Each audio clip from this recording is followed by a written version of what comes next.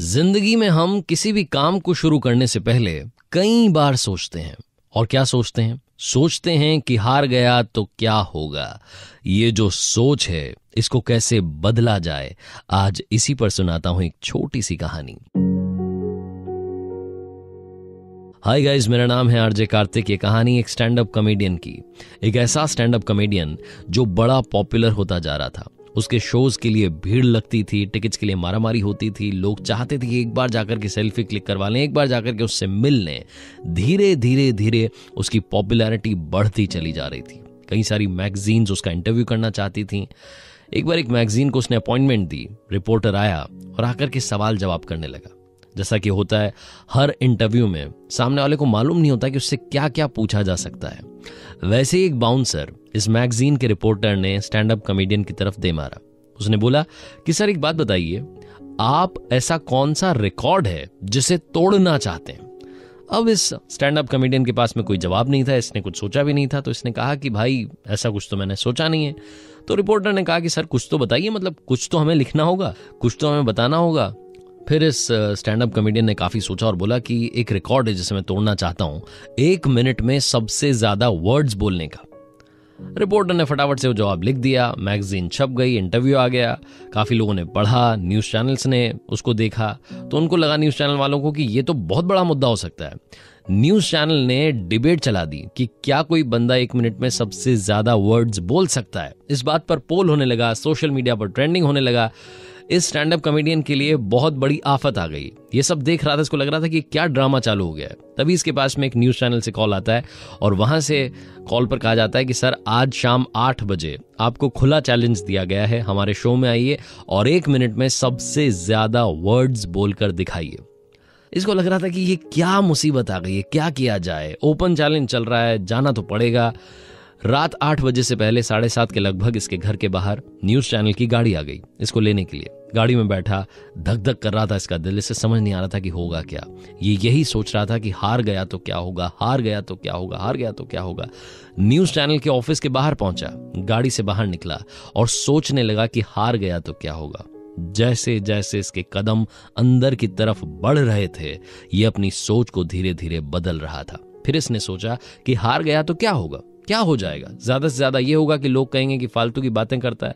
इसने जबरदस्ती इतनी बड़ी फेंक दी कि मैं 1 मिनट में सबसे ज्यादा वर्ड्स बोलने का रिकॉर्ड तोड़ दूंगा। क्या होगा, लोग मेरे बारे में थोड़े टाइम के लिए बुरा कह देंगे। इससे ज्यादा बुरा कुछ नहीं हो सकता। ये बंदा स्टैंड अप कॉमेडियन स्टूडियो में पहुंचा, शो शुरू होने वाला था, 8 बजने वाली थी। इसने एक बार फिर से सोचा और अब की बार सोचा कि अगर जीत गया तो क्या होगा। अभी जहां पहुंचा हूं यहां से और ऊपर चला जाऊंगा और ज्यादा पॉपुलर हो जाऊंगा, दुनिया मुझे जानने लगेगी। शो शुरू हुआ, 8 बजी, 1 मिनट का चैलेंज आया और इस बंदे ने कमाल कर दिखाया। सबसे ज्यादा वर्ड्स 1 मिनट में बोल के दिखा दिए। उसके बाद इसे खुद पर यकीन हुआ कि जीत गया तो क्या होगा, यही सोचना जरूरी है। ये छोटी सी कहानी हम सबको बहुत बड़ी बात बताती है। जिंदगी में बदलनी है तो अपनी सोच बदलिए। कई बार हम यही सोचते रह जाते हैं कि हार गया तो क्या होगा, और वो जो सोच रहे होते हैं धीरे धीरे धीरे धीरे हम पर इतना हावी हो जाता है कि हमारे आसपास वही होने लगता है जो नेगेटिव हम सोच रहे थे। लाइफ में पॉजिटिव सोचना शुरू कीजिए। जीत गया तो क्या होगा, जब ये फीलिंग आपके अंदर आएगी तो ऐसी कोई मंजिल नहीं जो आप पा नहीं सकते। आरजे कार्तिक बस यही कहेगा, कर दिखाओ कुछ ऐसा कि दुनिया करना चाहे आपके जैसा। किसी ने बड़े कमाल की बात कही है कि मांगना ही छोड़ दिया हमने वक्त से, क्या पता उसके पास इनकार का भी वक्त ना हो। हाय गाइस, मेरा नाम है आरजे कार्तिक। एक छोटी सी कहानी। ये कहानी एक किसान परिवार में पैदा हुए एक लड़के की, जिसके मम्मी पापा चाहते थे कि वो बड़ा होकर के किसान बने, खेती करे, लेकिन वो चाहता था कुछ और। उसने एक दिन अपने मम्मी पापा को बताया कि मैं बड़ा होकर के सैनिक बनना चाहता हूँ, तो मुझे उसके लिए आप ट्रेनिंग करवाइए, मुझे उसके लिए भेजिए। उसके पापा ने कहा कि ठीक है, मैं आपको मना नहीं करूंगा, आप जाइए, जाकर के तलवारबाजी सीखिए, तब जाकर के आप सैनिक बन पाएंगे, योद्धा बन पाएंगे। लड़के ने अगले ही दिन से जाकर के ट्रेनिंग करना शुरू किया। जब वो शुरुआत में वहां पहुंचा, क्लासेस लेने लगा, तो उसे समझ में आ गया कि तलवारबाजी उसके लिए बनी ही नहीं। 2-3 दिन के अंदर वो हिम्मत हार गया। उसे लगा कि अब क्या किया जाए। वो मन में सपना तो था वॉरियर बनने का, योद्धा बनना है, सैनिक बनना है, लेकिन क्या करें। फिर उसे लगा कि क्यों ना बैकडोर एंट्री करते हैं, पीछे के रास्ते से जाते हैं। अब पीछे का रास्ता क्या था? उस सेना का जो सेनापति था वो इनके परिवार में किसी रिश्तेदार का दोस्त था। अब इसने सोचा कि क्यों ना उस रिश्तेदार तक पहुंचा जाए। अपनी मम्मी से जाकर के इसने अर्जी लगाई कि माँ प्लीज मुझे वहां तक जाने दीजिए, उनसे कहिए कि वो मेरी मुलाकात करवा दें सेनापति से। रिश्तेदार के घर पहुंचा, वहां से सेनापति से मिला। सेनापति को जाकर के कहा कि बस मुझे सेना में ले लीजिए। सेनापति ने कहा कि बेटा आपके अंदर वो टैलेंट नहीं है, आपको तलवारबाजी आती नहीं है, आप तलवार ढंग से चला नहीं पाते, आपका सेना में क्या काम रहेगा। लेकिन फिर भी क्योंकि आपके रिश्तेदार मेरे दोस्त हैं तो दोस्ती की खातिर मैं आपको सेना में ले लेता हूं। आप रिजर्व्ड फोर्स में रहेंगे, आपका काम नहीं होगा, आप बस आराम कीजिएगा, बहुत कम आप लोगों की जरूरत पड़ेगी, मुश्किल है कि आपकी कभी जरूरत भी पड़े। लड़का खुश हो गया कि चलो भाई सैनिक की वर्दी मिल जाएगी, काम भी नहीं करना है, युद्ध में भी नहीं जाना है, आराम करेंगे, आराम से रहेंगे, रिजर्व फोर्स के साथ रहेंगे, बहुत मुश्किल से कभी मौका मिलेगा युद्ध में जाने का, वो तब की तब देखेंगे। रिजर्व फोर्स में शामिल हो गया। साल पर साल बीतते गए। एक बार उस राज्य पर बहुत बड़ा हमला हुआ। अब सारी फोर्सेस, जितनी सेनाएं थी, सबको युद्ध के मैदान में उतरना था। ये लड़का भी मैदान में उतरा, तलवार चलानी आ नहीं रही थी, इसके चक्कर में बहुत बड़ी मुश्किल हो गई और शाम में इसे सेनापति के सामने पेश किया गया। सारे सैनिक इसको बुरी बुरी सुनाने लगे। सेनापति ने कहा कि ये तो बड़ा ही एम्बैरेसिंग मोमेंट है, क्या किया जाए, मैंने तो खुद इसे भर्ती किया। तो उसने उस लड़के को डांटते हुए कहा कि अब तुम सेना में नहीं रहोगे, अब तुम जाकर के महल की पहरेदारी करोगे, तुम आज से पहरेदार हो। लड़के को फिर से एक नया काम मिल गया। अब उसे पहरेदार बनना था। अब वो सोच रहा था कि ये तो बड़ा अच्छा हुआ, सेनापति से मैंने अर्जी लगाई थी तो सैनिक बना था, रिजर्व फोर्स में था, काश मेरी बात एक बार यहाँ के राजा से हो जाए, फिर तो कमाल ही हो जाएगा। साल पर साल बीतते गए, महल के सामने खड़ा हुआ पहरेदारी करता रहा, लेकिन कभी भी राजा से मुलाकात नहीं हो पाई। बूढ़ा हो चला था, सर्दी की शाम थी, पतली सी वर्दी पहन करके पहरेदारी कर रहा था। पता नहीं कहां से किस्मत चमकी, उस दिन राजा साहब वहां से निकले। उनके साथ में ज्यादा सैनिक नहीं थे तो उनकी भी नजर पड़ गई। एक पहरेदार ठिठुर रहा है, वृद्ध सा, बूढ़ा सा। राजा उसके पास आया और आकर के बोला कि आपको ठंड नहीं लग रही? तो उस पहरेदार ने कहा कि मुझे बड़ी ठंड लग रही है, लेकिन क्या करूं साहब, सालों से इसी वर्दी में सर्दी बिताता आ रहा हूं। राजा ने वादा कर दिया कि आप चिंता मत कीजिए, अभी मैं अंदर जाता हूं, वहां से आपके लिए एक अच्छा सा कंबल भिजवाता हूं। राजा साहब अंदर गए, व्यस्त हो गए, इस बात को भूल गए। सुबह सुबह सैनिकों ने जाकर के बताया कि राजा साहब आपने जिस पहरेदार को वादा किया था कंबल पहुंचाने का, उसकी रात में ठिठुरने की वजह से, सर्दी में ठिठुरने की वजह से मौत हो गई है। राजा दौड़ा चला आया, आकर के देखता है पहरेदार की लाश पड़ी हुई थी और लाश के पास में मिट्टी पर उंगली से कुछ लिखा हुआ था। वहां लिखा हुआ था कि राजा साहब, मैं सालों से सर्दी में रात बिताते चला आ रहा था, लेकिन कल रात में आपने कंबल का वादा किया और उस वादे के चक्कर में मुझे ज्यादा ठंड लगने लगी। मुझे लगा कि कंबल आएगा और उसी वादे के चक्कर में, उसी वादे के सहारे में रात बिताता रहा। मैं कमजोर पड़ता गया और अब मेरी जान जा रही है। छोटी सी कहानी बहुत बड़ी बात सिखाती है। सहारे इंसान को खोखला कर देते हैं। सहारे लेना बंद कीजिए, खुद की ताकत को आजमाना शुरू कीजिए, तभी आप कमाल कर पाएंगे। आरजे कार्तिक बार बार कहता है, फिर से कहूंगा, कर दिखाओ कुछ ऐसा कि दुनिया करना चाहे आपके जैसा। लाइफ में कभी ना कभी एक बार तो आपको भी लगा होगा, अगर अभी नहीं लगा तो पहले लगा होगा। हो सकता है अभी भी आप सोचते हो कि जिंदगी में कोई ना कोई ऐसा है जिसकी वजह से मेरी ग्रोथ रुकी हुई है, कोई मेरे आसपास ऐसा है जिसने मेरा रास्ता रोक रखा है। हाय गाइस, मेरा नाम है आरजे कार्तिक। अगर आपको लगता है कि आपका रास्ता किसी ने रोक रखा है तो ये कहानी सिर्फ और सिर्फ आपके लिए है। एक बार एक प्राइवेट कंपनी के दरवाजे के बाहर नोटिस बोर्ड पर एक लेटर चिपका। सुबह सुबह जब एम्प्लॉइज पहुंचे तो देख करके शॉक्ड रह गए। उस लेटर पर लिखा था कि आज उनकी डेथ हो गई है जिनकी वजह से आपका रास्ता रुका हुआ था, जिन्होंने आपकी ग्रोथ रोकी हुई थी, आज वो हमें छोड़कर चले गए हैं। ऑफिस के कॉन्फ्रेंस हॉल में अंतिम संस्कार की क्रिया शुरू होगी। फ्यूनरल के लिए ले जाएं उससे पहले आप अंतिम दर्शन कर सकते हैं, वहां डेड बॉडी रखी हुई है। ऐसा करके पूरा उस पर लिखा हुआ था।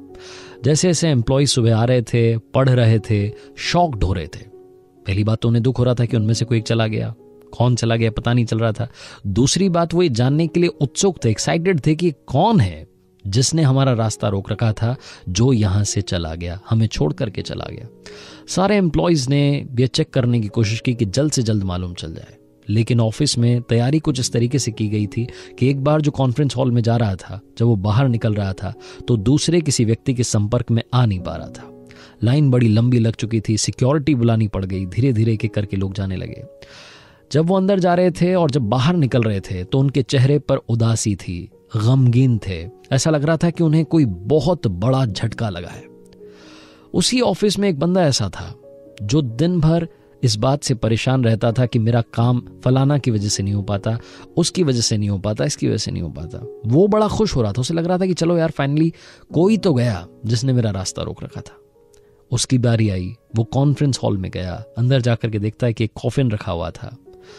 वो गया, जाकर के कॉफिन को उठाया, जैसे ही उसने ढक्कन खोला वो शॉक्ड रह गया। वहां अंदर कोई भी बॉडी नहीं थी। उस कॉफिन में मिरर लगा हुआ था और उस मिरर के पास में एक कागज चिपका हुआ था। उस लेटर पर लिखा था कि जिंदगी में आप ही हैं जिसने आपका रास्ता रोक रखा है, आपने खुद की ग्रोथ को रोका हुआ है, आपको अपनी उन कमजोरियों को पहचानने की जरूरत है। ये पढ़ने के बाद वो व्यक्ति शर्म से लाल हो गया। उसे उस दिन समझ में आया कि वो दिन भर जो कमियां निकालता रहता था, आखिर में कमी तो उसी में थी। छोटी सी कहानी बहुत बड़ी बात सिखाती है। जिंदगी में कमी हर किसी के अंदर है, उस कमी को ढूंढना शुरू कीजिए। ना कि आप दिन भर ये कहते रहें कि हमारे ऑफिस में माहौल सही नहीं है, मैं पढ़ाई नहीं कर पाता क्योंकि घर का माहौल ठीक नहीं है, घर में शोर मचता रहता है। ऑफिस का माहौल ठीक तब होगा जब आप अंदर से ठीक होंगे, अपने आप को तैयार करेंगे। जिंदगी में इंसान हमेशा अंदर की कमजोरियों से हारता है, इसलिए खुद को तैयार कीजिए और आसपास के माहौल को दोष देना बंद कीजिए, क्योंकि वो आप ही हैं जिसने अपना रास्ता रोक रखा है। आरजे कार्तिक बस यही कहेगा, कर दिखाओ कुछ ऐसा कि दुनिया करना चाहे आपके जैसा। किसी ने बड़े कमाल की बात कही है कि यूं ही नहीं होती जिंदगी में तब्दीलियां, रोशन होने के लिए मोम को भी पिघलना पड़ता है। हाय गाइस, मेरा नाम है आरजे कार्तिक। एक छोटी सी कहानी, ये कहानी है राजा विक्रम की। राजा विक्रम को अपने राज्य में उत्तराधिकारी का चुनाव करना था। बड़ा आसान होता अगर उनके बच्चे कम होते, लेकिन उनके 100 बच्चे थे। अब 100 बच्चों में से किसी एक को चुनना बड़ा ही मुश्किल टास्क था। रानी को भी सभी बच्चों से बराबर प्यार था, राजा को भी सभी बच्चों से बराबर प्यार था। रानी ने एक बार सुझाव दिया कि क्यों ना हम राज्य के टुकड़े कर दें, सब बच्चों में बराबर हिस्सा बांट दें। राजा ने कहा कि ये तरीका अच्छा नहीं होगा, हम प्रजा को अपने अपने हाल पर नहीं छोड़ सकते, हमें किसी एक को राजा चुनना होगा, किसी एक को राजा बनाना होगा। और तुम चिंता मत करो, मैं कुछ ना कुछ ऐसा करूंगा कि इन सब में से जो सर्वश्रेष्ठ है वो सामने निकल करके आ जाएगा। रानी ने कहा ठीक है, फिर आपकी मर्जी, आपको जो करना है आप कीजिए। राजा ने ऐलान करवा दिया कि अब राज्य का उत्तराधिकारी चुनने का समय आ गया है। सभी राजकुमारों के लिए एक भोज रखा जाएगा और उसके बाद में उत्तराधिकारी का चुनाव कर लिया जाएगा। अब प्रजा चक्कर में पड़ गई कि कोई प्रतियोगिता तो रखी नहीं है, सिर्फ भोज रख दिया है। अब खाना खाने से कैसे पता चलेगा कि कौन सा राजकुमार अच्छा है? लेकिन राजा ने शायद कुछ और सोच रखा था। वो शाम आई, जब भोज का समय था, सारे राजकुमार तैयार होकर के प्रांगण में आ गए। 100 राजकुमारों के लिए 100 थालियां लग गईं, पकवान बन गए, सब कुछ तैयार था। उनके सामने थालियां परोस दी गईं। वो खाना खाने ही वाले थे कि अचानक से वहां बहुत सारे शिकारी कुत्ते आ गए। अब राजकुमारों में हलचल मच गई, वो इधर उधर भागने लगे, तितर बितर हो गए। कुछ डर करके भाग गए, कुछ शिकारी कुत्तों का शिकार करने के लिए निकल पड़े। कुल मिलाकर के युद्ध सा माहौल बन गया। वो शाम जैसे तैसे बीत गई। जब प्रजा को मालूम चला कि वहां पर तो शिकारी कुत्ते आ गए थे, तो प्रजा सोच में पड़ गई। जनता सोचने लगी कि अब तो कैसे राजा मिलेगा। लेकिन अगले दिन राजा विक्रम ने ऐलान किया कि आज शाम में दरबार लगेगा और भरे दरबार में घोषणा की जाएगी कि राज्य का राजा कौन होगा। जनता को समझ नहीं आ रहा था कि राजा साहब ने उत्तराधिकारी चुन कैसे लिया है, कहां से इन्होंने चुनाव कर लिया है, क्योंकि खाना तो हुआ नहीं, भोजन हुआ नहीं, चुनाव हुआ नहीं। कौन सी प्रतियोगिता थी जिससे परिणाम निकल आया है? खैर, शाम का वक्त आया, दरबार सज चुका था, मंत्री बैठे हुए थे, जनता आकर के दरबार में बैठ गई थी। हर कोई इंतजार कर रहा था उस अनाउंसमेंट का, जब मालूम चलने वाला था कि हमारा अगला राजा कौन होगा। राजा साहब ने एक एक करके सारे राजकुमारों को बुलाया और उनसे पूछना शुरू किया कि कल का भोज कैसा रहा, कल का खाना कैसा था। पहले राजकुमार ने, जो सबसे ज्येष्ठ थे, सबसे बड़े थे, वो गुस्सा होने लगे। उन्होंने बोला कि क्या तरीका है पिताजी, कल आपने देखा होगा जब हम खाना खाने के लिए बैठे, भोज शुरू होने वाला था, तभी अचानक से शिकारी कुत्ते आ गए। हमारे पहरेदार इतने निकम्मे हो गए हैं कि वो शिकारी कुत्तों को रोक नहीं पाए, हमें खुद जाकर के 3-4 का शिकार करना पड़ा। कितनी मुश्किल घड़ी थी। दूसरे वाले से पूछा तो उसने कहा कि पिताजी मुझे नहीं मालूम, मैं तो वहां से डर करके भाग गया था, मुझे बड़ा डर लगता है। एक एक करके राजकुमार अपना बहाना गिनाते रहे। आखिरी राजकुमार जिन्होंने कहा कि हाँ पिताजी, मैंने कल भोजन खाया, बहुत ही कमाल का भोजन था, बहुत ही स्वादिष्ट भोजन था, बहुत अच्छे पकवान बने थे, खाना खाने में आनंद आ गया, मजा आ गया, इससे बढ़िया भोजन नहीं हो सकता था। हर कोई वहां पर अचंभे में पड़ गया, शॉक्ड था, समझ नहीं पाया कि इन भाई साहब ने कैसे खाना खा लिया। राजा ने भी पूछा कि जरा बताइए दरबार को कि आपने कल भोजन कैसे किया। तो वो जो राजकुमार थे जिनका नाम शांतनु था, उन्होंने कहा कि कल महाराज वहां 100 थालियां लगी थीं। मैं खाना खाने के लिए बैठा, अचानक से शिकारी कुत्ते आ गए, सारे राजकुमार भाग गए, मैं वहीं बैठा रहा, मैं अपना खाना खाता रहा। जैसे ही कोई शिकारी कुत्ता मेरी तरफ आता, मैं एक थाली उठाता और उसके सामने खाली कर देता। 99 थालियां रखी हुई थी, मैंने सारे कुत्तों को भोजन भी करा दिया और साथ में अपना भोजन भी शांति से पा लिया, अपना भोज भी पूर्ण कर लिया। इस तरीके से महाराज कल मेरा भोजन बड़ा शानदार रहा। जैसे ही शांतनु का जवाब सुना तो दरबार में तालियां बजने लगीं और राजा ने अनाउंसमेंट की कि अब यही आपके अगले राजा होंगे। छोटी सी कहानी बहुत बड़ी बात सिखाती है। लाइफ में प्रॉब्लम्स हर किसी के हैं, बहुत सारी समस्याओं का पहाड़ हम सब के सामने खड़ा है। हम जिंदा हैं तब तक समस्याएं रहेंगी, जिस दिन समस्याएं खत्म हो जाएंगी शायद हम भी खत्म हो जाएंगे। इसलिए जिंदगी में समस्याओं से घबराना, उनके बारे में बात करना बंद कीजिए। बात करनी है तो प्रॉब्लम्स की नहीं, सॉल्यूशंस की कीजिए, आपको सॉल्यूशन जरूर मिलेगा। आरजे कार्तिक बस यही कहेगा, कर दिखाओ कुछ ऐसा कि दुनिया करना चाहे आपके जैसा। हरिवंश राय बच्चन साहब एक बात कहा करते थे और इसी बात को बच्चन साहब, अमिताभ बच्चन साहब कई बार रिपीट करते हैं कि मन का हो तो अच्छा और मन का ना हो तो बहुत ज्यादा अच्छा, क्योंकि जब आपके हमारे मन का नहीं होता तो ऊपर वाले के मन का होता है और वो कभी किसी का बुरा नहीं करते। हाय गाइस, मेरा नाम है आरजे कार्तिक। एक छोटी सी कहानी इसी बात पर। ये कहानी एक ऐसे व्यक्ति की जो गांव से शहर आया था, नौकरी के लिए लगातार इंटरव्यूज दे रहा था, लेकिन उसका सिलेक्शन नहीं हो रहा था। उसे लग रहा था कि अब वापस गांव चले जाना चाहिए। एक आखिरी मौका उसके पास बचा था, एक आखिरी इंटरव्यू बाकी था। वो कंपनी में पहुंचा, लंबी लाइन थी, उसका नंबर आया, उससे सवाल जवाब किए गए। काफी सारे सवाल जवाब के बाद उसे लगा कि अब उसका सिलेक्शन हो जाएगा। उसने सभी सवालों के सही जवाब दिए। तभी इंटरव्यूअर ने पूछा कि आपकी ईमेल आईडी क्या है। इस व्यक्ति के पास में अपनी कोई ईमेल आईडी नहीं थी। इसने कहा कि मेरे पास कोई ईमेल आईडी नहीं है। इसे वहां से रिजेक्ट करके भेज दिया गया। इसे कहा गया कि आपके पास ईमेल आईडी नहीं है और आप यहां जॉब करना चाहते हैं। उस कंपनी से बाहर निकला तो दरवाजे पर खड़ा होकर के सोचने लगा कि क्या किया जाए। लगातार मुझे फेलियर मिल रहा है, लगातार मुझे निराशा हाथ लग रही है।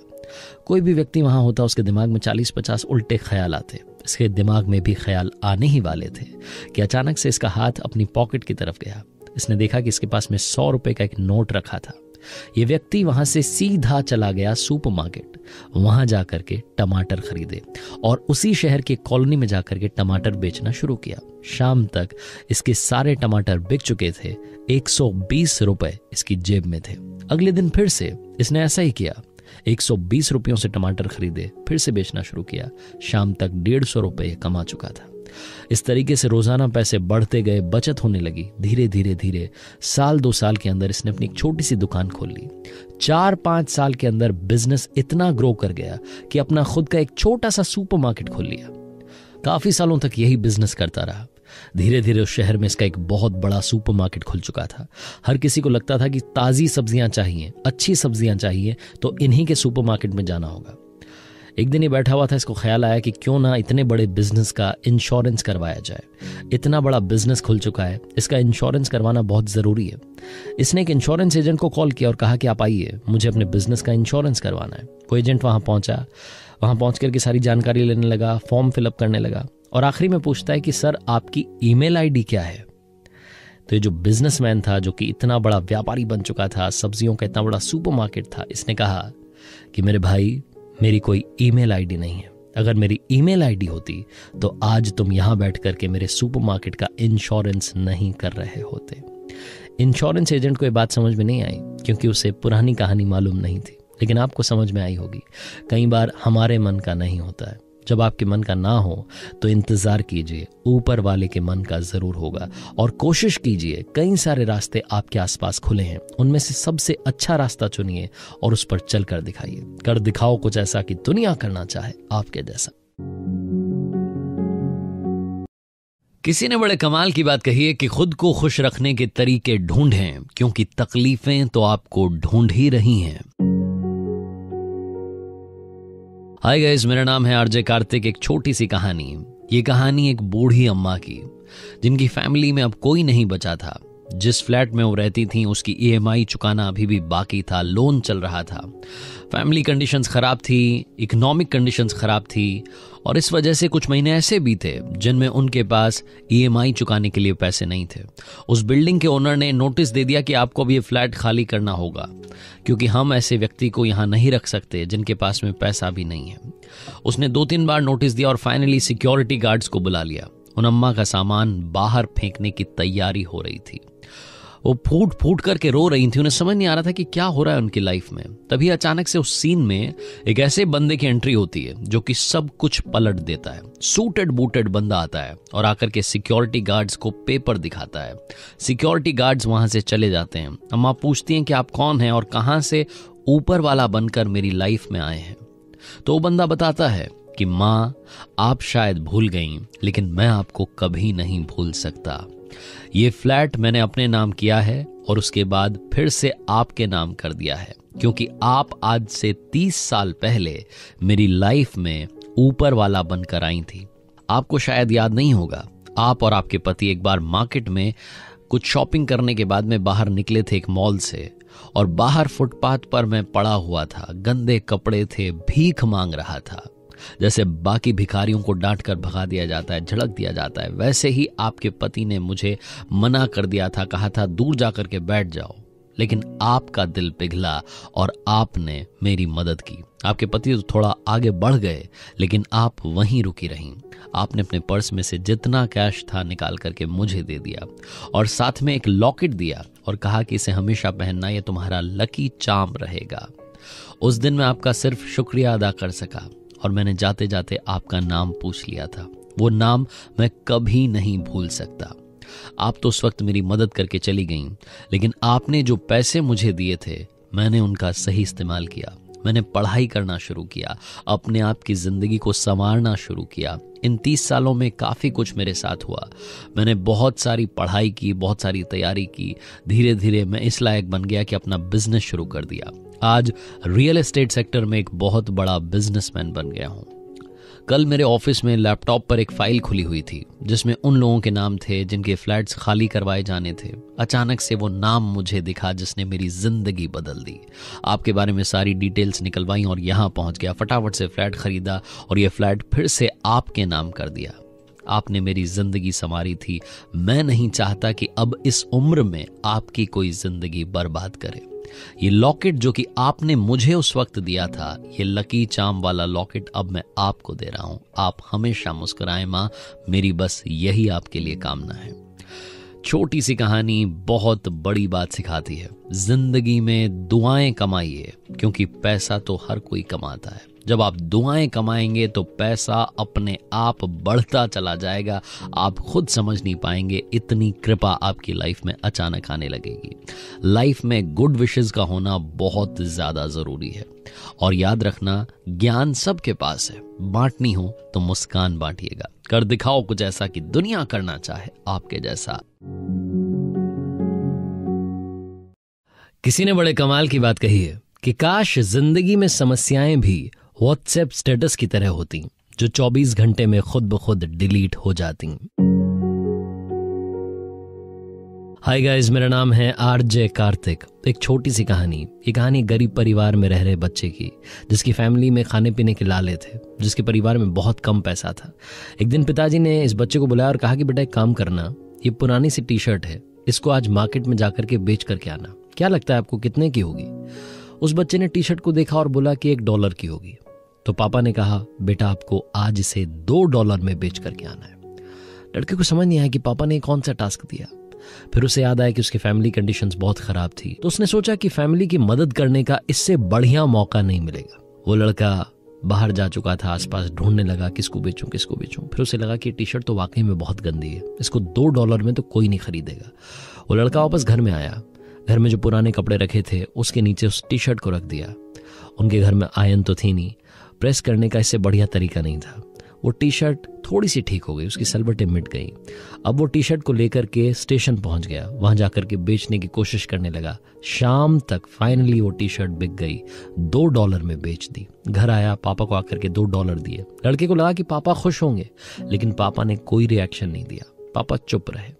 अगले दिन पापा ने फिर से एक पुरानी टी शर्ट निकाली और इस लड़के से कहा कि बेटा आज आपको फिर से ये टी शर्ट बेचने के लिए जाना है, और आज $2 में नहीं बल्कि $20 में ये $1 वाली टी शर्ट बेच करके आनी है। आप ही ने बताया था कि $1 की है, अब $1 वाली टी शर्ट आप $20 में बेच करके आएंगे।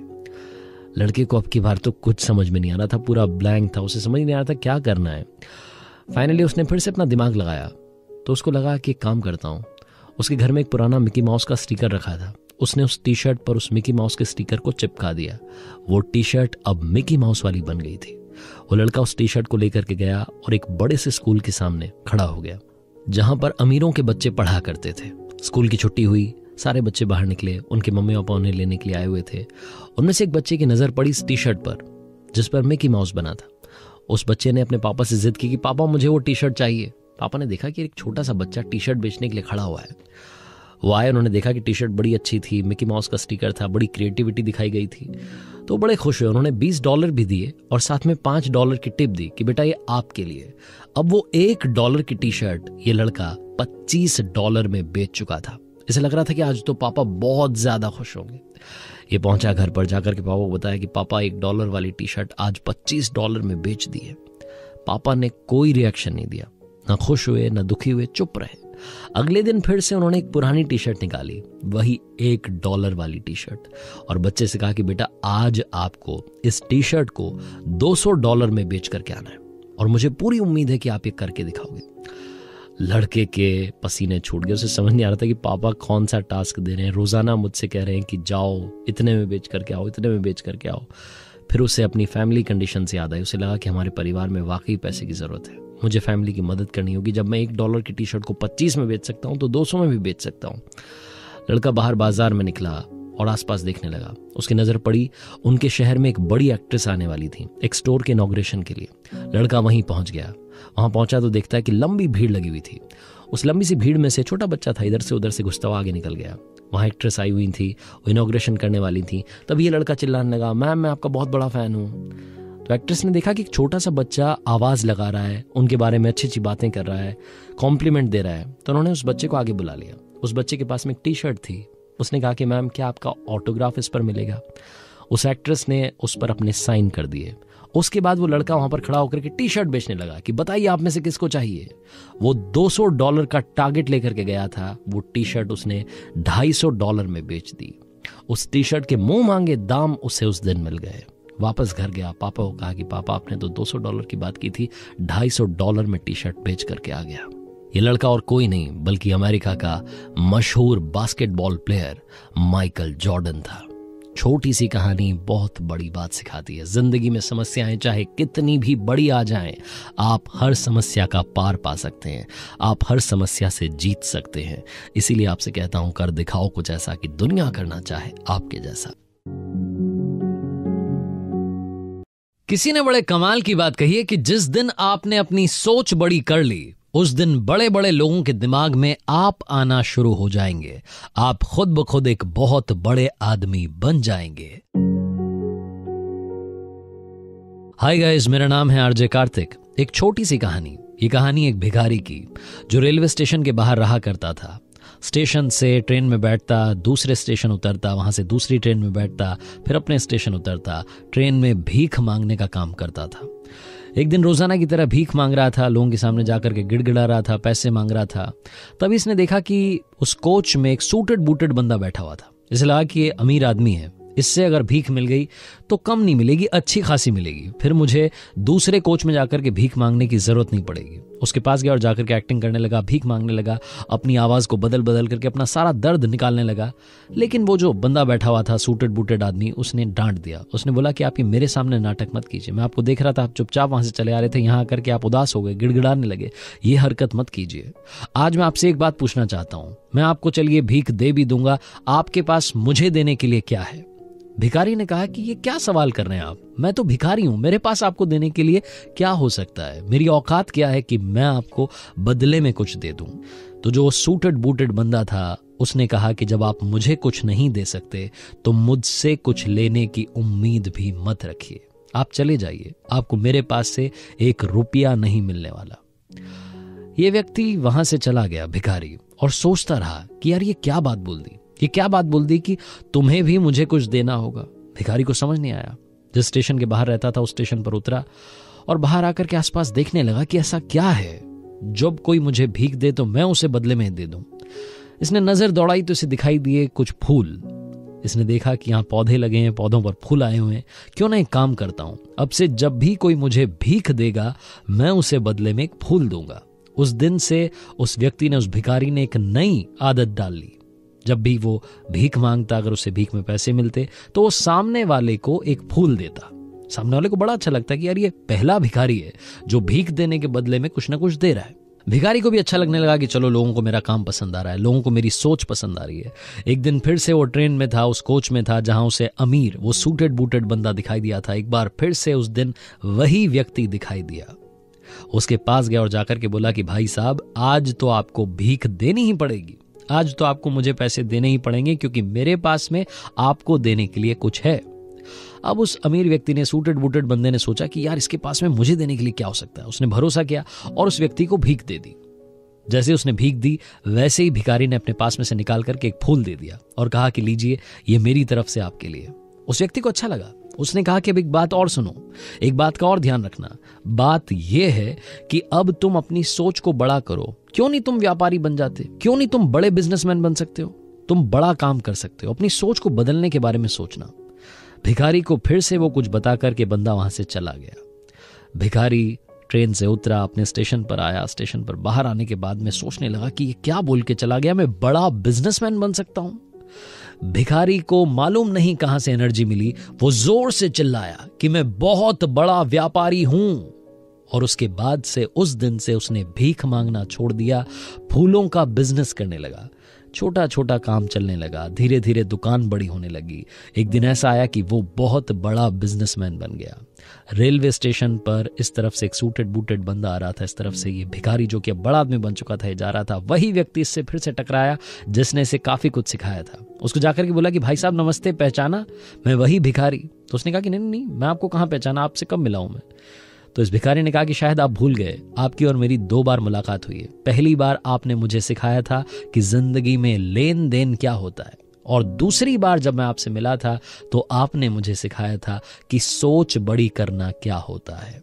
छोटी सी कहानी बहुत बड़ी बात सिखाती है। जिस दिन आपने अपनी सोच बड़ी कर ली, आप बहुत बड़े व्यक्ति बन जाएंगे। सारा खेल सोच का है। अपनी सोच को तंदुरुस्त कीजिए, बुलंद कीजिए और कर दिखाओ कुछ ऐसा कि दुनिया करना चाहे आपके जैसा। किसी ने बड़े कमाल की बात कही है कि वक्त की सबसे खूबसूरत बात यह है कि अच्छा चल रहा हो या बुरा चल रहा हो, वक्त बड़ी जल्दी कट जाता है। हाय गाइस, मेरा नाम है आरजे कार्तिक। आज सुनाता हूं आपको वक्त पर एक छोटी सी कहानी। ये कहानी है एक राजा की।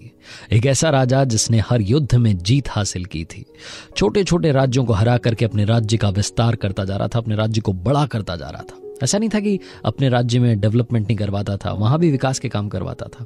राजा को प्रजा बड़ा पसंद करती थी। इसी बात से राजा को थोड़ा घमंड आ गया। उसको लगा कि अब तो मुझे कोई हरा नहीं सकता, अब तो मैं हर युद्ध में जीत हासिल करूंगा। एक दिन अपने कुछ सैनिकों के साथ में घूमने के लिए निकला हुआ था, तभी उसे एक बाबा जी दिखाई दिए। बाबा जी के पास गया, जाकर के बाबा जी को प्रणाम किया। बाबा जी ने कहा कि बेटा, हम तुमसे खुश हैं, तुम्हें कुछ देना चाहते हैं। राजा ने कहा हाँ जी बताइए, आप क्या देना चाहते हैं। तो बाबा जी ने उस राजा को एक ताबीज दिया और कहा कि इसे अपने गले में पहन लेना। इस ताबीज में एक मंत्र है। इस ताबीज को तब खोलना जब तुम सबसे ज्यादा मुश्किल में हो, जब तुम्हें लगे कि तुम्हारी आंखों के सामने अंधेरा है, अब तुम्हारी जिंदगी खत्म होने वाली है, तब तुम ये ताबीज खोलना। राजा ने कहा जो आज्ञा। मन ही मन राजा सोच रहा था कि बाबा जी कहां ताबीज के चक्कर में पड़े हैं। मैं ऐसा राजा बन चुका हूं जिसे कोई हरा नहीं सकता, जिससे सिर्फ और सिर्फ जीत हासिल होगी। आस पड़ोस के जितने राज्य के राजा थे वो मन ही मन सोच रहे थे कि यार क्या किया जाए, कैसे इस पर अटैक किया जाए, कैसे इसको हराया जाए। सभी राजाओं ने मिलकर के प्लानिंग बनाई कि क्यों ना सब साथ मिलकर के युद्ध में आते हैं। सारे राजाओं की सेना जब सामने आई, जब विशाल सेना ने आक्रमण किया, तो ये राजा घबरा गया, हारने की कगार पर पहुंच गया। युद्ध भूमि से डरता हुआ, भागता हुआ जंगल में निकल गया। रास्ता भटक चुका था, इसे लगा था कि अब सब कुछ खत्म हो गया है। यह राजा वहां छुपने के लिए जगह ढूंढने लगा। तभी इसे वहां पर एक गुफा दिखाई दी। गुफा में जाकर के बैठ गया, छिप गया और इंतजार करने लगा कि कुछ अच्छा हो जाए। इसकी सांसें ऊपर नीचे हो रही थी, दिल धक धक कर रहा था, जैसे लग रहा था कि इसका अंतिम समय आने वाला है। ये घबराया हुआ था कि अचानक से इसे घोड़े के टापों की आवाज सुनाई देने लगी। इसे लगा कि दुश्मन देश के सैनिक, उनके घोड़े अब इसकी गुफा की तरफ आ रहे हैं। अचानक से इसे लगा कि जैसे सब कुछ खत्म हो गया है। अचानक से इसने महसूस किया कि इसकी आंखों के सामने अंधेरा है, इसकी मृत्यु होने वाली है। इसको सैनिक पकड़ करके ले जाएंगे, फांसी दे देंगे, इसका राजपाट तो छिन ही गया है, अब जिंदगी भी चली जाएगी। ये राजा निराशा की तरफ जाता जा रहा था। तभी से अचानक याद आया कि उन बाबा जी ने एक ताबीज दिया था जो गले में पहना हुआ था। फटाफट से इसने ताबीज निकाला, उसे खोला और उस मंत्र को पढ़ने लगा जो मंत्र बाबा जी ने कहा था कि इस ताबीज में लिखा हुआ है। उसने ताबीज खोला तो अंदर एक कागज की चिट्ठी थी। उस कागज की चिट्ठी को खोला तो उस पर लिखा हुआ था, ये भी कट जाएगा। मंत्र था, ये भी कट जाएगा। राजा ने एक सुकून की सांस ली, राहत की सांस ली। एक बार फिर से ऊपर वाले का धन्यवाद किया कि भगवान आपका धन्यवाद, आपने मुझे जिंदा तो रखा। हे ऊपर वाले, आपका शुक्रिया। राजा ने एकदम से महसूस करना शुरू किया कि उसके अंदर पॉजिटिविटी आ गई है। उसे वो जो घोड़े के टापों की आवाज सुनाई दे रही थी वो भी अब दूर जाने लगी।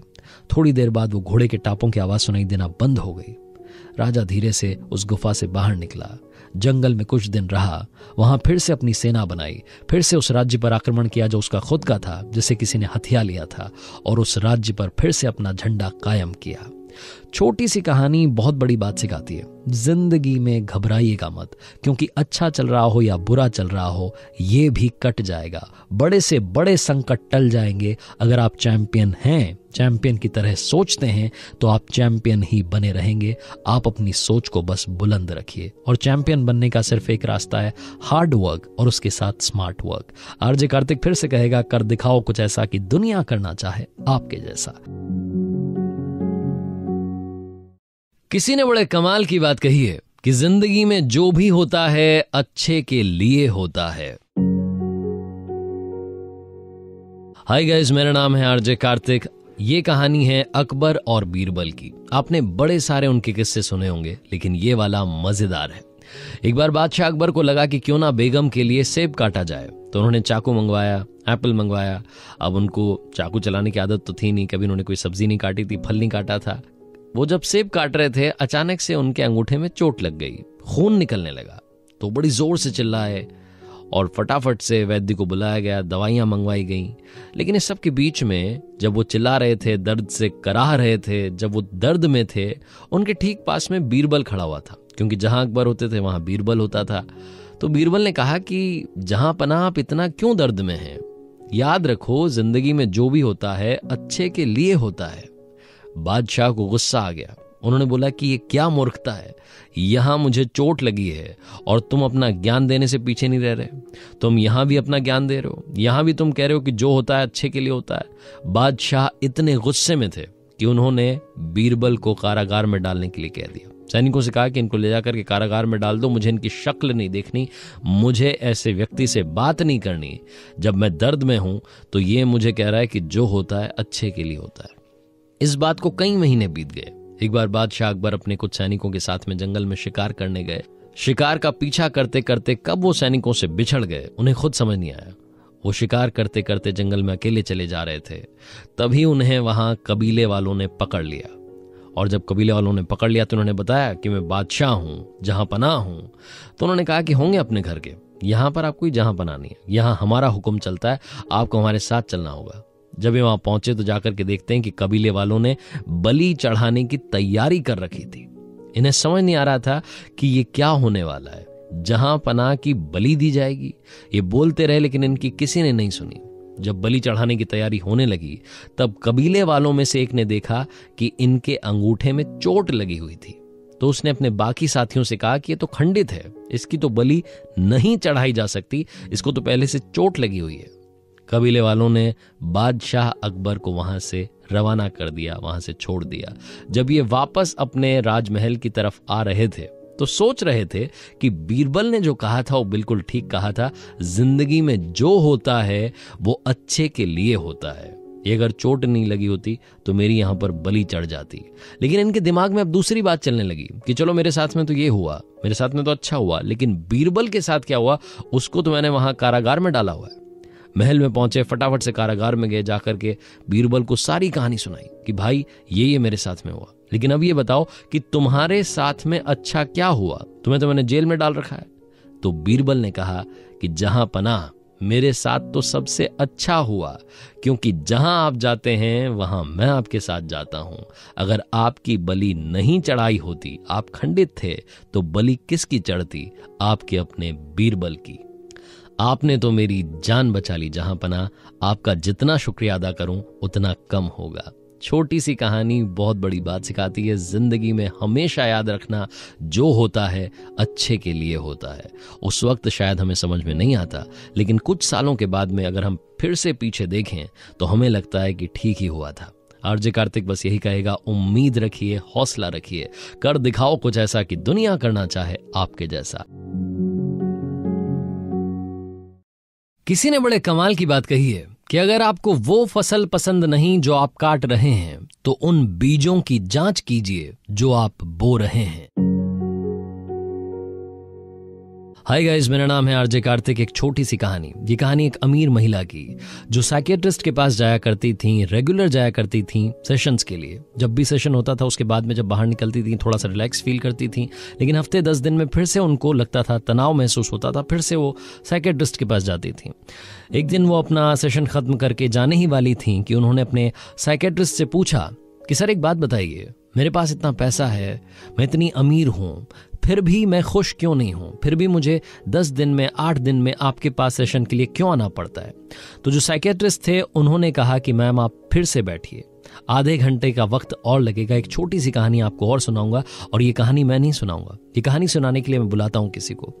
साइकियाट्रिस्ट ने आवाज लगाई, उनके घर में जो काम करने वाली अम्मा थी वो आई और आकर के नमस्ते करने लगी। साइकियाट्रिस्ट ने कहा कि मैम अब आप कहानी सुनेंगे, लेकिन ये कहानी अम्मा की होगी। अम्मा से कहा कि अम्मा बैठिए। अम्मा ने चेयर ली, वो बैठ गई और साइकियाट्रिस्ट ने कहा कि अम्मा बताइए, इन मैम को बताइए कि आपकी जिंदगी में क्या हुआ था और आज आप यहां तक कैसे पहुंची। अम्मा ने अपनी कहानी सुनाना शुरू किया। अम्मा ने कहा कि मैम मेरी लाइफ में सब कुछ बुरा हुआ है। मेरा पति शराब पी करके घर आता था, मारपीट करता था। उसको कई बार समझाने की, उसकी शराब छुड़वाने की कोशिश की, लेकिन कुछ नहीं हो पाया। एक दिन ज्यादा शराब पीने की वजह से वो बीमार पड़ गए। उनका इलाज चला, उनके इलाज के लिए पैसे की जरूरत थी। मैंने घर घर जाकर के काम करना शुरू किया, लेकिन वो बच नहीं पाए, उनकी मृत्यु हो गई।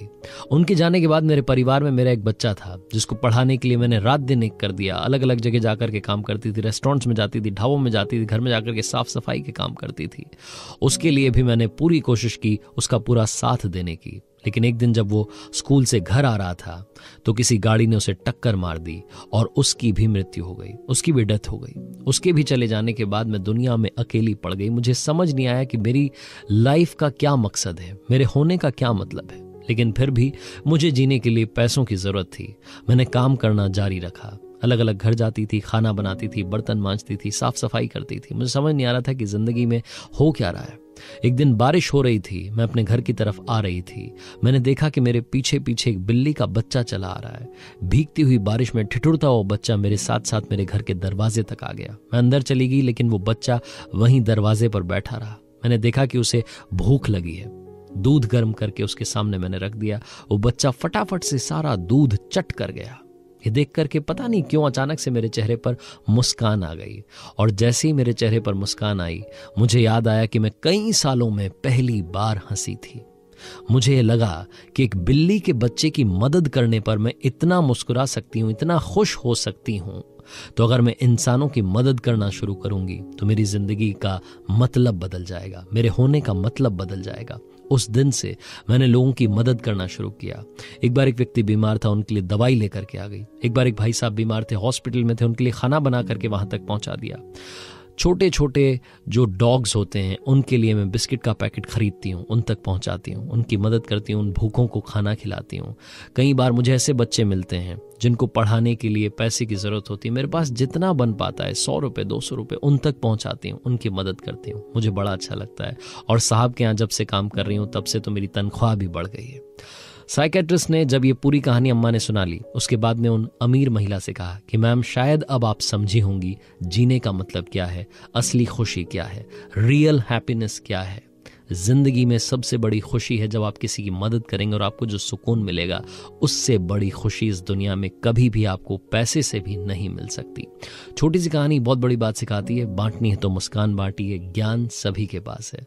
अपनों के प्यार के साथ, ऊपर वाले के आशीर्वाद के साथ, अपने हौसले के साथ कर दिखाओ कुछ ऐसा कि दुनिया करना चाहे आपके जैसा। किसी ने बड़े कमाल की बात कही है कि जरा संभल कर चलें, क्योंकि तारीफों के पुल के नीचे मतलब की नदी बहती है। हाय गाइस, मेरा नाम है आरजे कार्तिक। एक छोटी सी कहानी, ये कहानी एक राजा की, जिसके बारे में ये कहा जाता था कि उसके दरबार में जो भी जाता था वो खुश होकर के वापस आता था, उसकी बात सुनी जाती थी, समझी जाती थी। बाकी आसपास के राज्यों के राजा भी इस राजा से सीखने के लिए आते थे कि आप ऐसा क्या करते हैं, आपके पास में वो कौन सी शास्त्र विद्या है जो आप इस्तेमाल में लेते हैं और सब कुछ ठीक हो जाता है। दुखी से दुखी आदमी आपके पास आता है तो खुश होकर के जाता है। आसपास के राजाओं को लगता था कि इस बंदे की कभी ना कभी किसी ऐसे व्यक्ति से जरूर मुलाकात होगी जो दुखी था और दुखी ही रहेगा। और एक दिन ये बात सच हो गई। राजा अपने कुछ सैनिकों के साथ में भ्रमण पर निकला हुआ था। अपने राज्य में जो भी उससे मिल रहा था उसको कुछ न कुछ दे रहा था, शर्फी दे रहा था, उनकी मदद कर रहा था, पैसा दे रहा था। राजा एक बार फिर से अपना दरबार राज्य के बीचों बीच लगा चुका था। तभी राजा की नजर पड़ी एक भिखारी पर, एक दुखी इंसान पर। उसको लगा कि उसके राज्य में ये सबसे ज्यादा दुखी इंसान कौन है, ये छूट कैसे गया, इसका उद्धार कैसे नहीं हुआ। उसने सैनिकों को भेजा और कहा कि जाओ उस भिखारी को बुला करके लाओ। वो भिखारी आया और जैसे ही राजा के पास आया, राजा ने उससे उसका हाल पूछा और उसको एक सोने का सिक्का दे दिया। अब राजा के मन में चलने लगा कि जब मैंने इसे एक सोने का सिक्का दे ही दिया है तो इसकी जिंदगी में अब कुछ न कुछ तो बदल जाएगा। ये भिखारी अगर इस सोने के सिक्के का सही इस्तेमाल कर लेगा, कोई व्यापार शुरू कर देगा तो इसकी जिंदगी संवर जाएगी। राजा ने यही सोच करके उस सोने का सिक्का भिखारी को दे दिया। भिखारी बड़ा खुश हुआ, उसने जिंदगी में पहली बार सोने का सिक्का देखा था। भिखारी खुशी के मारे झूमता हुआ, नाचता हुआ जा रहा था। राजा ये सब देख रहा था। भिखारी फिर से जाकर के वहीं बैठ गया जहां बैठा हुआ था, नाली के पास। उस सिक्के को उछालने लगा और उस सिक्का गलती से नाली में गिर गया। अब वो भिखारी उस सिक्के को ढूंढने लगा। उसने पूरी कोशिश कर ली लेकिन वो सिक्का नहीं मिला। राजा ये सब देख रहा था और राजा को लग रहा था कि ये सबसे बुरा हुआ। उस भिखारी की मदद करने का मौका मुझे ऊपर वाले ने दिया था, मैंने उसकी मदद भी की, लेकिन उसकी गलती से सोने का सिक्का गुम हो गया। फिर राजा को लगा कि क्यों ना इसकी एक बार फिर से मदद की जाए। सैनिकों को भेजा और फिर से उसे बुलाया और भिखारी को एक और सोने का सिक्का दिया। भिखारी फिर से खुशी से नाचता हुआ, झूमता हुआ गया, खुश होकर के गया और वहां नाली के पास जाकर के बैठा और फिर से वो वाला सोने का सिक्का जो गिर गया था उसे ढूंढने लगा। राजा ये सब देख रहा था और सोच रहा था कि कितना गरीब इंसान मेरे राज्य में है जिसकी मैंने आज तक मदद नहीं की। आज मौका मिला है और देखिए उसकी हालत कि वो एक सिक्का अपने पास रख रहा है और दूसरे सिक्के को नाली में ढूंढ रहा है। शायद उसे 2 सिक्कों की जरूरत है। फिर से सैनिकों को भेजा, फिर से भिखारी को बुलाया, एक और सोने का सिक्का दिया। भिखारी फिर से खुश हुआ, खुशी से नाचता हुआ वहीं जाकर के बैठ गया और फिर से नाली में जो सिक्का सबसे पहले गिरा था उसे ढूंढने लग गया। राजा को समझ नहीं आ रहा था कि चल क्या रहा है, ये भिखारी कर क्या रहा है। एक बार फिर से सैनिकों को भेज करके उससे बुलाया और उससे कहा कि आप चाहते क्या हैं। मुझे लगा था कि आपको 2 सोने के सिक्कों की जरूरत है, मैंने आपको 3 सोने के सिक्के दिए, एक नाली में गिर गया, फिर भी आपके पास 2 बाकी हैं, आप इससे अपनी जिंदगी संवार सकते हैं। भिखारी ने कहा कि नहीं साहब, मुझे तो वही वाला सोने का सिक्का चाहिए जो नाली में गिर गया था। छोटी सी कहानी, आपकी और हमारी कहानी। मैं सबकी बात नहीं कर रहा, लेकिन हम में से कुछ लोग ऐसे हैं जिनको बहुत सारे सोने के सिक्के ऊपर वाले ने दिए हैं, लेकिन हम उसी सोने के सिक्के के चक्कर में पड़े हैं जो कि नाली में गिर गया था। हम अपने उसी पास्ट में उलझे हुए हैं, आज भी उन्हीं बातों को लेकर के बैठे हुए हैं जो हमारा कुछ नहीं बिगाड़ सकती, क्योंकि वो बातें होकर के खत्म हो चुकी हैं। अगर आप अपने पास्ट में उलझे रहेंगे तो आज वर्तमान में जो खुशियां हैं, जो प्रेजेंट मोमेंट में आपको खुशी मिली है, उसको कभी जी नहीं पाएंगे। जिंदगी में असली खुशी वही है जो आज में है। आज की खुशियों को चेरिश करना शुरू कीजिए, उनके साथ जीना शुरू कीजिए। आने वाला कल खुशियों से भरा होगा। नाली में गिरे उस सिक्के को भूल जाइए, क्योंकि बहुत सारे सिक्कों की बरसात ऊपर वाला आपकी लाइफ में करने वाला है। आरजे कार्तिक बस यही कहेगा, हमेशा पॉजिटिव रहें, कर दिखाओ कुछ ऐसा कि दुनिया करना चाहे आपके जैसा। किसी ने बड़े कमाल की बात कही है कि किसको क्या मिला उसका कोई हिसाब नहीं, तेरे पास रूह नहीं, मेरे पास लिबास नहीं। हाय गाइस, मेरा नाम है आरजे कार्तिक। एक छोटी सी कहानी। ये कहानी एक राजा की जो अपने राज्य में बड़ा खुश था, जिसको लगता था कि उसके पास में खुशहाल प्रजा है, एक अच्छा परिवार है, एक अच्छा सा राज्य है। उसे लगता था कि उसके पास में बहुत सारा पैसा है। एक दिन अपने महल का दौरा कर रहा था, उसने देखा कि एक नौकर जो कि दीवार की साफ सफाई कर रहा था, वो उससे ज्यादा खुश था। वो गाना गुनगुना रहा था, मजे में अपना काम कर रहा था। राजा को यही बात बुरी लग गई।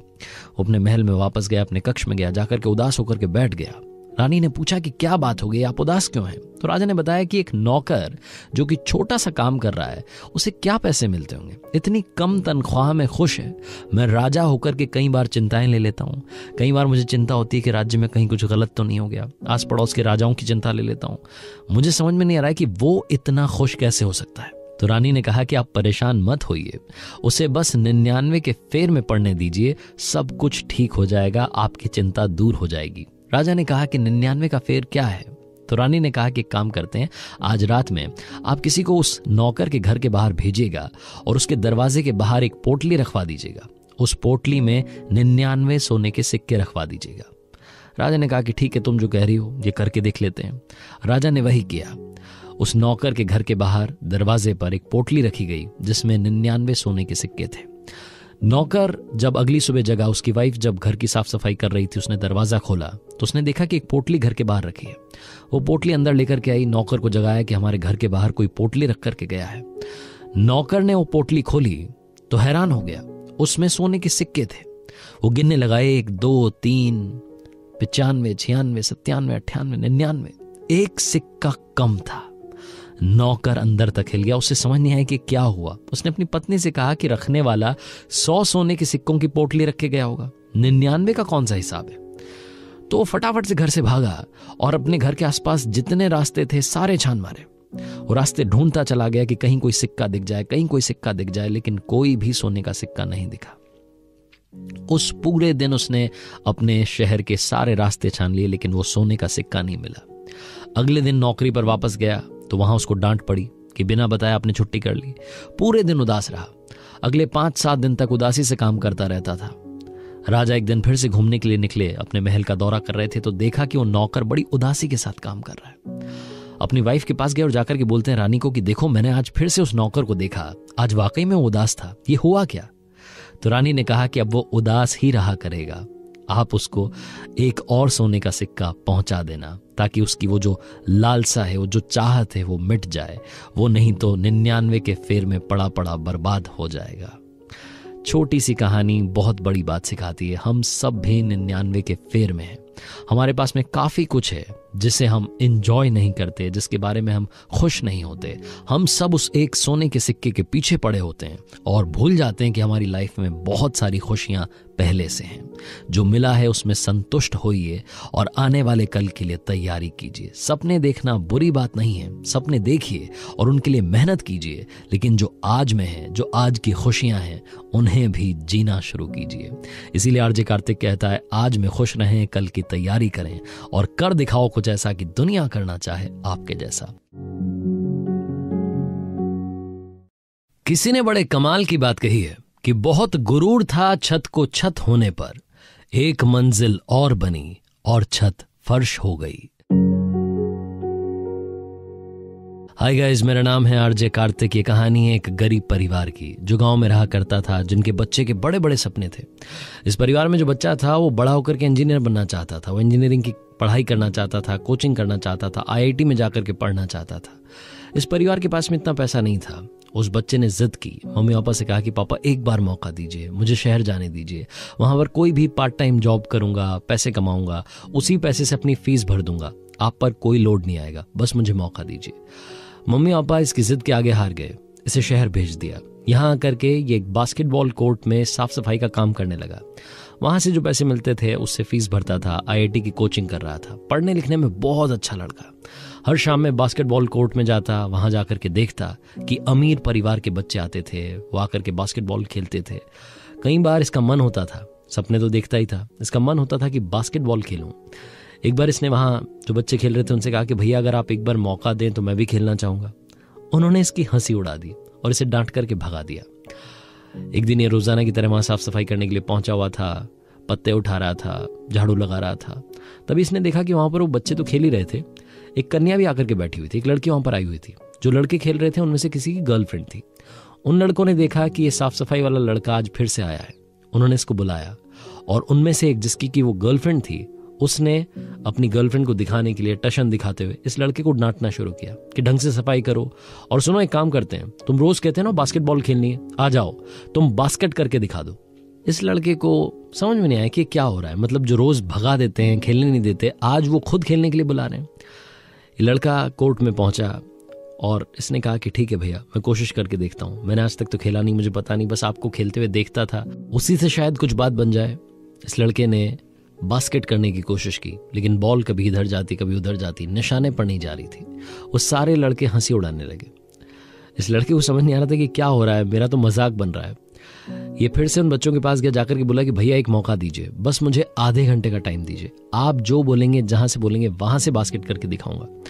उन लड़कों को लगा कि अब तो चैलेंज दे रहा है, मतलब ये साफ सफाई करने वाला लड़का हमें चैलेंज दे रहा है। उन्होंने कहा ठीक है, तो आधा घंटा ले, उसके बाद में हम जहां से बोलेंगे वहां से बास्केट करके दिखाना। इस लड़के ने कहा कि ठीक है भैया। ये आधे घंटे के टाइम में फटाफट से उस बास्केटबॉल कोर्ट का जो ऑफिस था वहां पहुंचा, इंच टेप लेकर के आया। इसने जहां खड़ा था वहां से उस पोल की डिस्टेंस मेजर की, उसके बाद में जो पोल था जहां पर वो बास्केट लगी थी उसकी डिस्टेंस मेजर की। IIT की पढ़ाई कर रहा था, फॉर्मूलाज लगाना शुरू किया। इसे समझ में आ गया कि कौन सा एंगल रखना है, कौन सा एंगल पर निशाना साधना है। उसके बाद में आधा घंटा खत्म हुआ, इसने उन बच्चों से जाकर के कहा कि अब बताइए कहां से बास्केट करनी है। और उसके बाद में तो जहां से बच्चे बोल रहे थे वहां से बास्केट कर रहा था। मतलब क्या हाफ कोर्ट, जहां से उन्होंने बोला वहां से इसने बास्केट करके दिखा दी। इसने अपना दिमाग लगाया, खुद को कमजोर नहीं समझा और उन अमीर बच्चों के सामने साबित कर दिया कि ताकत, काबिलियत हर किसी में होती है। छोटी सी कहानी बहुत बड़ी बात सिखाती है। जिंदगी में कभी भी खुद को कमजोर मत समझना। प्रैक्टिकल लाइफ में देखना, आपके पास में भी टैलेंट है, आपके पास में भी क्षमता है जिंदगी में आगे बढ़ने की। अगर आपको लगता है कि आप जिंदगी में थोड़ा सा पीछे चल रहे हैं, आपके सपने पूरे नहीं हो रहे हैं, तो एक बार अपने बारे में जानने की कोशिश कीजिएगा और समझिएगा कि आप किस में अच्छे हैं। जिस फील्ड में आप अच्छे हैं उसी में आगे बढ़ने की कोशिश कीजिएगा। आई एम श्योर आप कमाल कर जाएंगे। कर दिखाओ कुछ ऐसा कि दुनिया करना चाहे आपके जैसा।